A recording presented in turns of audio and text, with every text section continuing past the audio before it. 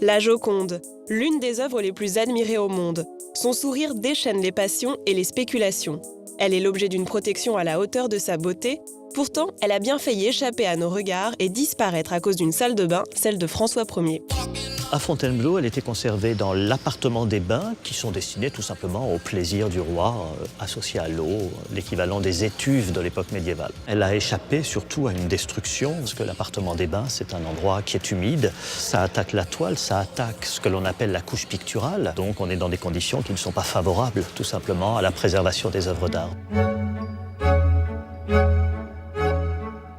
Autre hit parade de la peinture, les Noces de Cana. L'œuvre de Véronèse représente le miracle du Christ transformant l'eau en vin. Près de 60 mètres carrés de peinture et d'égaux. D'abord, il y a ce groupe de 3 musiciens.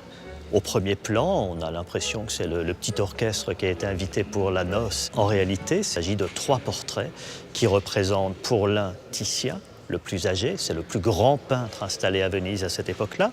Le plus jeune, c'est Tintoret, un autre peintre installé à Venise. Et celui qui a le costume le plus somptueux, une espèce de soie d'argent, de fil d'argent, c'est Véronèse lui-même. Donc on a un autoportrait du peintre qui figure au premier plan. C'est une manière de signifier, en quelque sorte, c'est moi qui ai peint ce tableau. Et d'ailleurs, je m'y représente assez fièrement aux yeux de tout le monde. La liberté guidant le peuple, la Vénus de Milo, la victoire de Samothrace sont les stars du Louvre. Mais pour Daniel Soulier, parmi les 35 000 pièces du musée, d'autres méritent d'être vues et reconnues. Arrêt donc dans la salle des Antiquités orientales. C'est le premier recueil de lois important conservé de l'histoire de l'humanité. Recueil rédigé sous le règne d'Hammurabi, 1800 ans avant Jésus-Christ. Son origine est mésopotamienne, l'Irak actuel.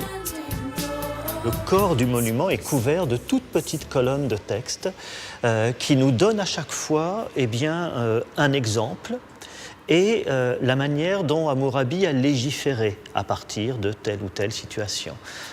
C'est dans ce type de texte qu'on va trouver l'antécédent de notre œil pour œil, dent pour dent. Pour Daniel Soulier, les œuvres du Louvre ont toute une histoire, mais ses murs aussi. Le salon carré au XVIIIe siècle servait de galerie aux expositions annuelles de l'Académie royale de peinture, l'équivalent de notre FIAC. C'est dans cette salle que beaucoup de Parisiens, et parmi eux des artistes, des écrivains, des journalistes, venaient, et Diderot a commenté pendant des années, de manière parfois extrêmement acerbe, la peinture qui était présentée là. Le terme de salon qu'on utilise aujourd'hui pour désigner une manifestation artistique au départ et puis de manière beaucoup plus globale maintenant, le terme de salon désigne très clairement au départ ce salon carré du Louvre.